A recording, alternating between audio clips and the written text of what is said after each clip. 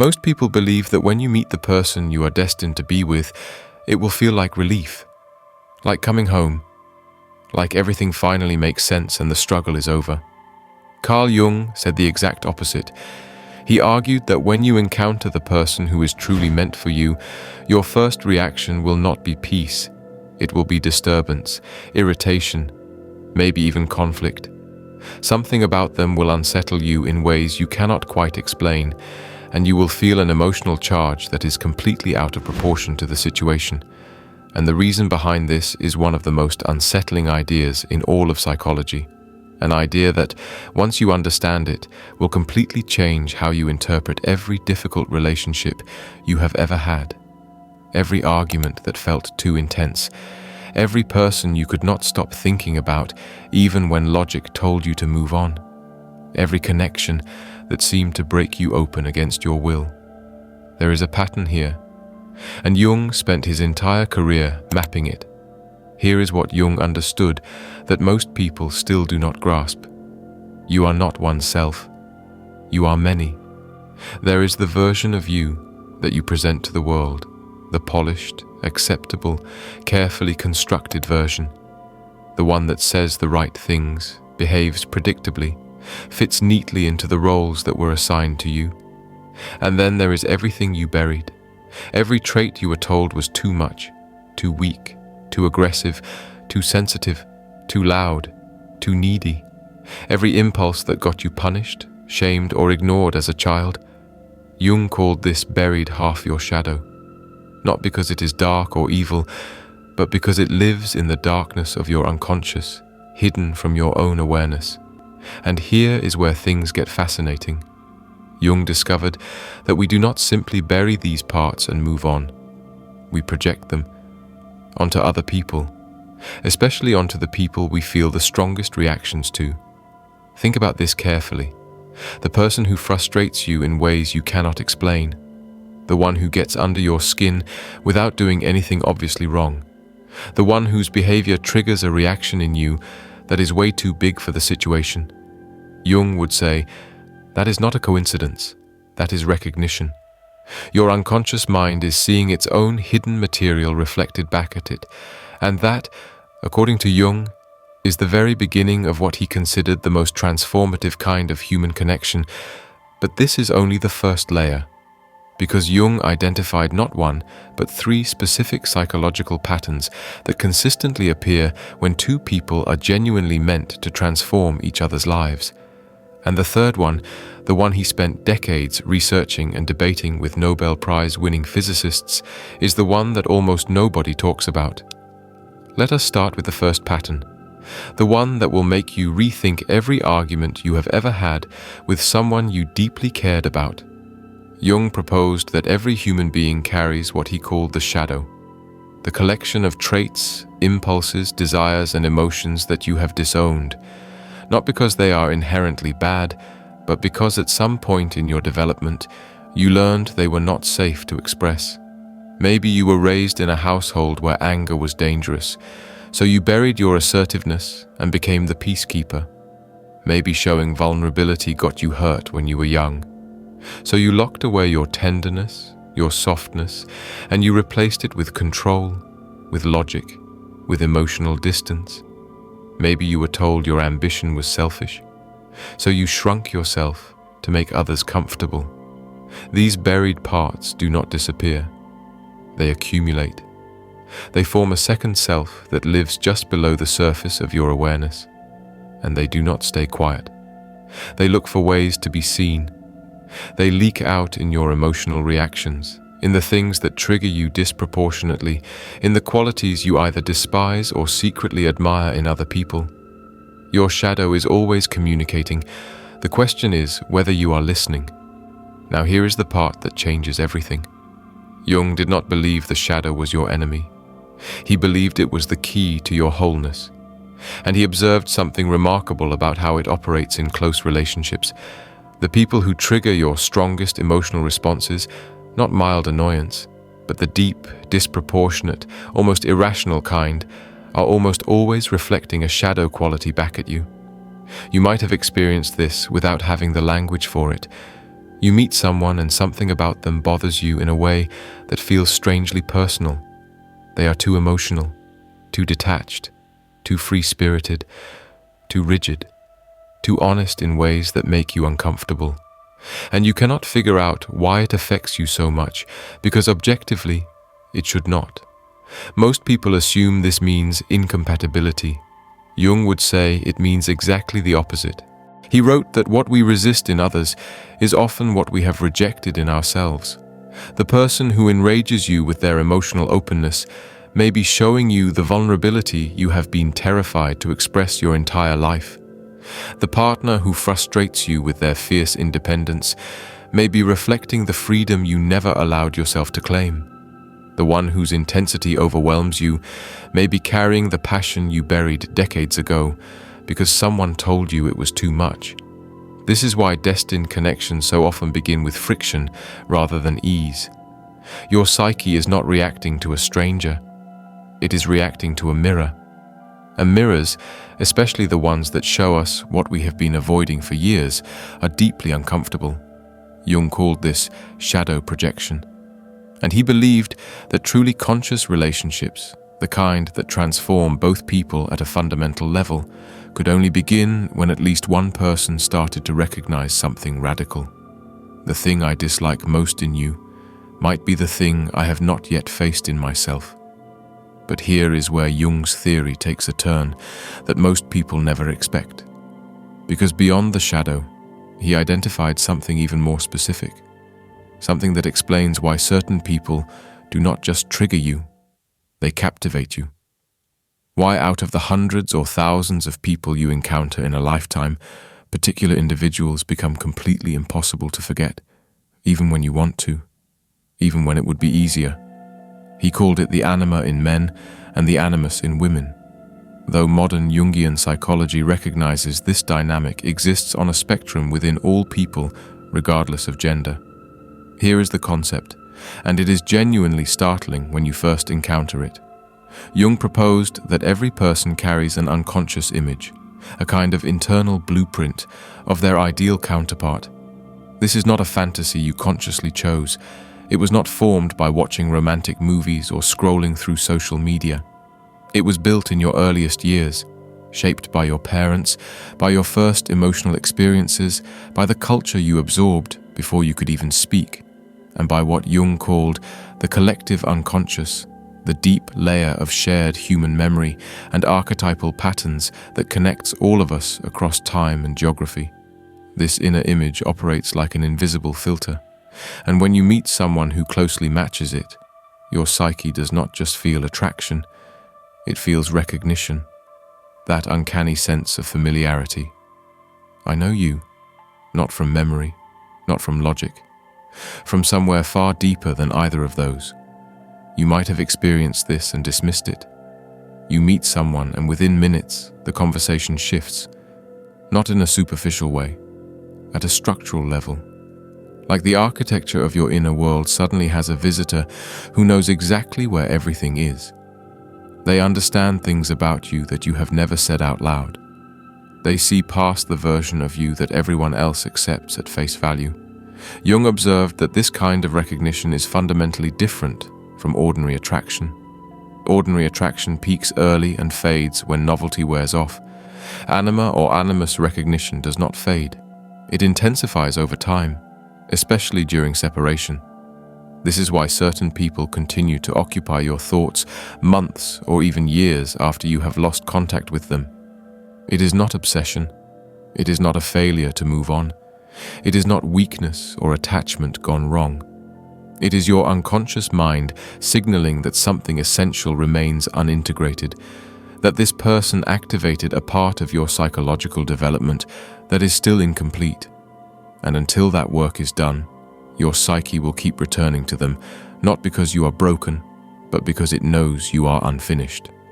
But, and this is absolutely critical, Jung also warned that this recognition comes with a dangerous trap. Because the anima and animus are unconscious structures, most people do not fall in love with the real person standing in front of them. They fall in love with their own projection. They see in the other person the qualities they have not developed in themselves, and they worship those qualities from the outside instead of cultivating them from within.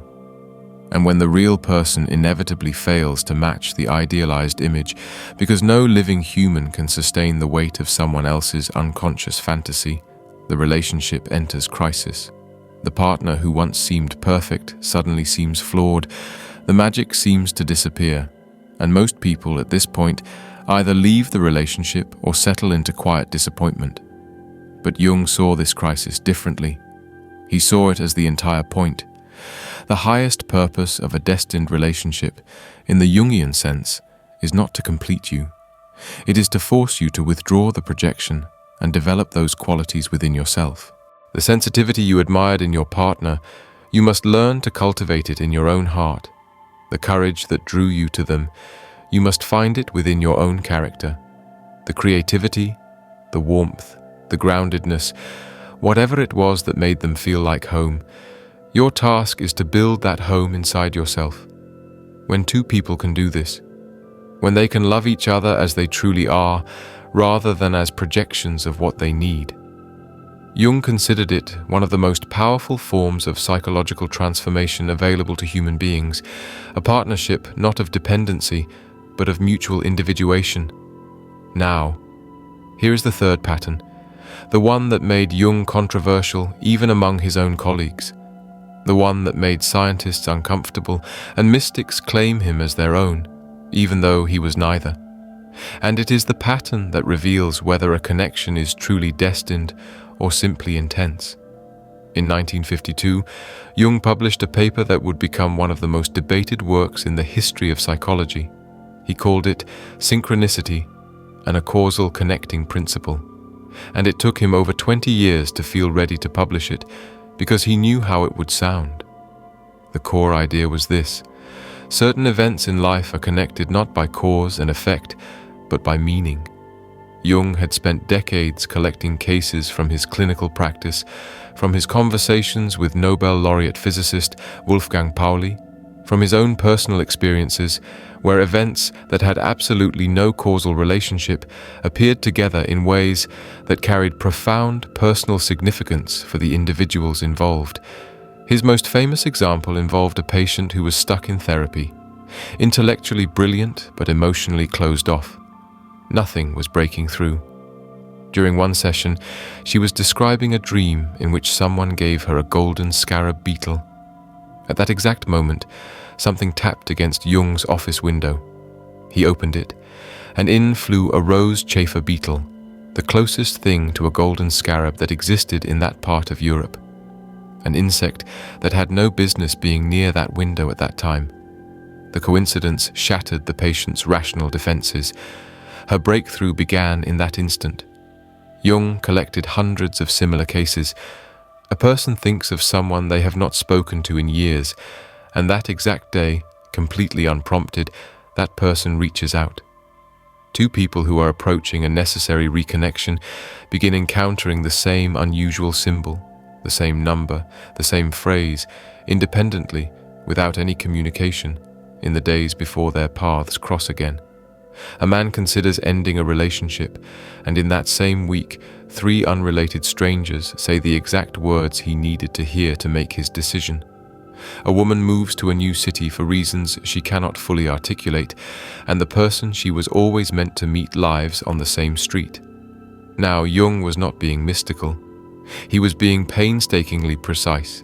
He defined synchronicity as a meaningful coincidence that cannot be explained by cause and effect, where the inner psychological state of a person aligns with an external event in a way that carries transformative significance. And he observed this pattern with striking consistency in one specific context. When two people were approaching a psychologically necessary reunion or a psychologically necessary separation. Here is what makes this directly relevant to your life right now.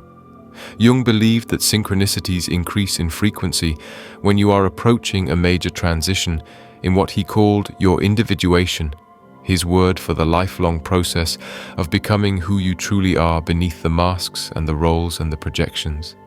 And the connections that are most central to your individuation will be accompanied by the most striking, the most undeniable synchronicities.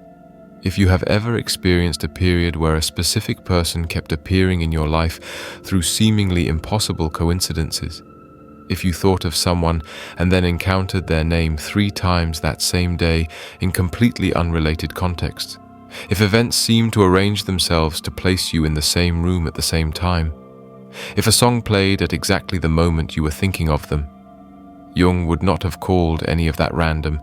He would have called it meaningful, a signal from the deepest layer of your psyche that this connection serves your wholeness, not your comfort, your wholeness. And those are very different things. And this is exactly where most people get confused.